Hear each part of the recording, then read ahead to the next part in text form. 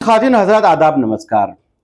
ख्वातीन हजरात 24 सितंबर को कांग्रेस हाईकमांड ने कर्नाटक के लिए बोर्ड एंड कॉरपोरेशन के प्रेसिडेंट्स का नामों का ऐलान किया। तकरीबन 39 प्रेसिडेंट्स को नामजदगी की गई, लेकिन इस पट्टी को देखने के बाद ये महसूस हो रहा है कि जो रिप्रेजेंटेशन नॉर्थ कर्नाटक को मिलना चाहिए था वो मिलता हुआ नजर नहीं आ रहा है। हालांकि इस इलाके से मोर देन 50 एमएलए आते हैं और इस इलाके में कांग्रेस ने पिछले इलेक्शन में बेहतरीन कारकर्दगी की है। इसको देखते हुए ये कहा जा रहा था कि इस बार नॉर्थ कर्नाटक को बोर्ड एंड कॉरपोरेशन में आला पैमाने पर नामजदगी की जाएगी।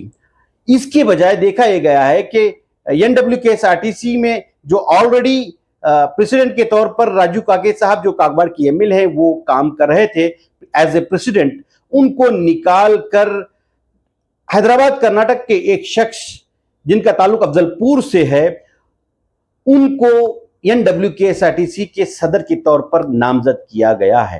हालांकि रिप्रेजेंटेशन इस इलाके का बढ़ना चाहिए था।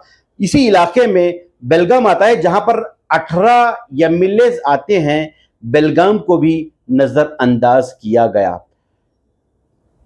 सोचा यह जा रहा था कि एटलीस्ट एक दो बेलगाम जिले से नामजद किए जाएंगे, क्योंकि बेलगाम जिला बड़ा जिला है, यहां पर 18 एमएलए आते हैं। इसकी बजाय एक शख्स को भी कर्नाटका के बोर्ड एंड कॉरपोरेशन में नामजद नहीं किया गया। बात अगर हम मुसलमानों की करें तो पूरे नॉर्थ कर्नाटक में जहां पर मोर देन 20% मुसलमानों की आबादी है, सिर्फ एक शख्स को बोर्ड एंड कॉरपोरेशन में नामजद किया गया। और बात अगर हम कित्तूर कर्नाटक की करें तो यहां पर इस पट्टी में एक मुसलमान को भी नामजद नहीं किया गया। हालांकि यहां से कई सालों से डिमांड चली आ रही है कि इस इलाके से ज्यादा मुसलमानों को रिप्रेजेंटेशन दिया जाए, लेकिन ये होता हुआ दिखाई नहीं दे रहा है। हालांकि कित्तूर कर्नाटक से तकरीबन 20 साल से एक अकाल पड़ा हुआ है, यहां पर कोई मुस्लिम मिनिस्टर भी नहीं नामजद किया गया है। यहां पर बड़े जोरों से ये मांग भी उठाई जा रही है कि एटलीस्ट इस बार कित्तूर कर्नाटक के इलाके से मुस्लिम मिनिस्टर को नामजद किया जाए, क्योंकि यहां के मुसलमानों ने भरपूर अंदाज में कांग्रेस का साथ दिया था।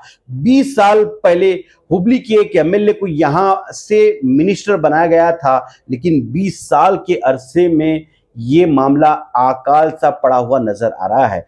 उम्मीद इस बार ये की जा रही है कि एटलीस्ट सलीम अहमद साहब को रिशफल में मिनिस्ट्री दी जाए, लेकिन अभी ये मामला नवंबर तक मुलतवी है। देखना यह है कि इस बार जिस तरह से अब से पहले तक इस इलाके के मुसलमानों को नजरअंदाज किया जा रहा था, क्या इस बार भी नजरअंदाज करने का कांग्रेस जोखिम उठा सकती है।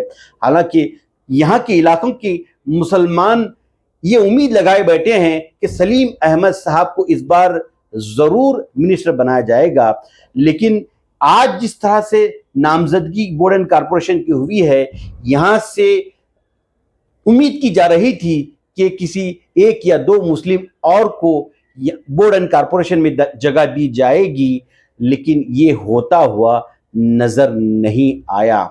अब यहाँ के अवाम में नाराजगी का माहौल है, क्योंकि यहाँ के मुसलमानों ने खुसूसी तौर पर भरपूर अंदाज में कांग्रेस का साथ दिया था। बजाय इसके इस लिस्ट में मुसलमानों का नाम न आना, ये एक अफसोस वाली बात है। अब देखना है कि आने वाले रिशफल में कांग्रेस क्या करती है।